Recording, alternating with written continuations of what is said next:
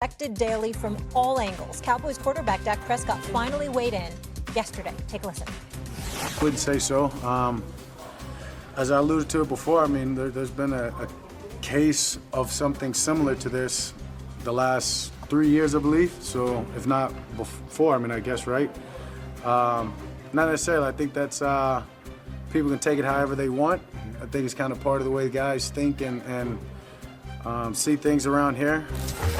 I've got confidence. I've told y'all that well way back when. And I'm just going off of experience, honestly. No different than mine, so I've got confidence in that. Just hoping, which I know he is, he's ready to play. Stephen A., I know you're a really big fan of Dak Prescott's press conferences, so I was just curious of your opinion on his comments just now. Well, I'm proud of him for finally saying something, because he usually says nothing. I'm one of those guys that's critical of Dak Prescott from the standpoint, all you got to do is listen to him from the time he's coming to the league. Play that, play an interview and then just re-air it every single year because it's the same stuff. It's the same thing. He tells you absolutely nothing. He's worse than Mike T when it comes to that, who I call Mr. CIA, all right? I mean, it's unbelievable. But in this particular instance, I appreciate him acknowledging that it's something that's been ongoing. Those questions, everybody knows I got a strong level of affection for Jerry Jones. We have a very good relationship. But I do not approve of what he has done with these contracts. And especially in the case of Micah Parsons, it's significantly worse. And the reason why I've said that, which I told Jerry Jones to his face, is that you are worth $16 billion. Your franchise is worth $12.8. You are renowned as an elite businessman and marketer. And you're acting like a conversation with a 25-year-old at the time, a football player for you. It's tantamount to a negotiation knowing he has representation. That is wrong. Now, Jerry's position is that the man called me. He wanted to negotiate. We talked. We had a deal. You know what I'm saying? And then next thing I know, he picks up the phone and calls me to tell me, don't call him no more. Call my agent. I don't play that bleed. That's what he said. But Micah Parsons' team is saying, nah. Micah met with him because Jerry wanted to meet with him about leadership. And Jerry turned it into something. So what's he supposed to do? Just get up and walk out the room when the owner is there talking to you? He nodded his head, he talked or whatever and said, yeah, but I got my rep and I'm sure y'all will talk about it. So who do you believe? And that's what it really, really comes down to. In the end, I don't care how right Jerry think he is. And I love the man, but I don't care how right he thinks he is. In the end, you're not right if you're Jerry Jones for this one reason and one reason only. You were negotiating deals at least 3 decades before this kid was born. You know good and damn well he's not an agent. He's a player. You're clearly taking advantage. That's inescapable. And that's why I could see why Micah feels the way that he feels. Well, 3 sides to every story, obviously. And that full interview, you sitting down with Jerry, is available on the Stephen A. Smith Show on YouTube. Yeah, listen, I just want to, we've been talking about this Jerry and Micah saga now for a couple weeks. Both sides seem like they're very dug in. Obviously, Jerry, with the way he goes about doing business, is dug in on that aspect. And obviously, Micah, I would assume, like, there's no way I'm not taking top of the line deal, point blank, period. I want to spin it forward because with Micah not participating in practice at all, what's his availability for week 1? We're literally 9 days away from the opening game of the season, the defending world champion, the Philadelphia Eagles. I think if this thing, even if Micah Parsons signs a deal right now, I think it would be irresponsible for the Dallas Cowboys to put him out there. Interesting. Adam, obviously we talked earlier, Hendrickson gets done, McLaurin gets done. What's the latest here? This is where you draw hope if you are the Dallas Cowboys and you are a Cowboys fan.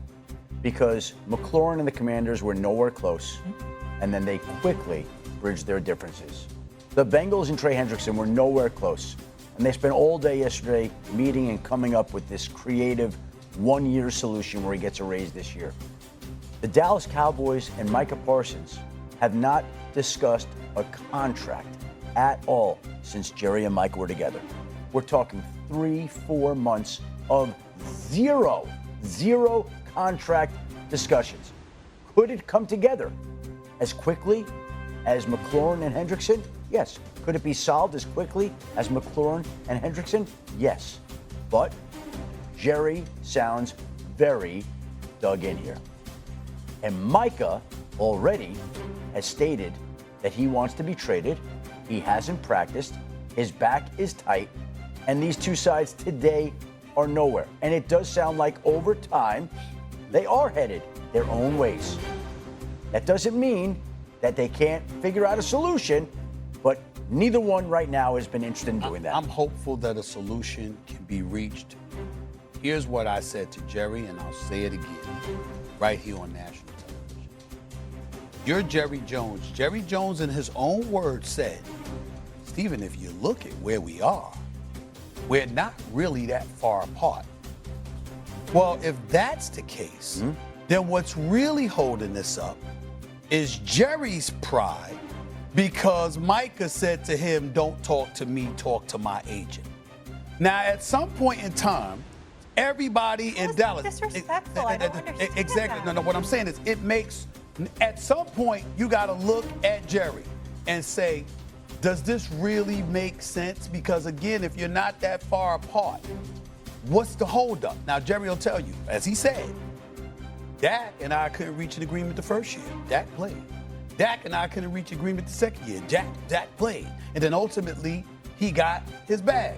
Well, what Jerry is saying is, get your behind out there on the field. That's his position. My position would be, but you said y'all are close.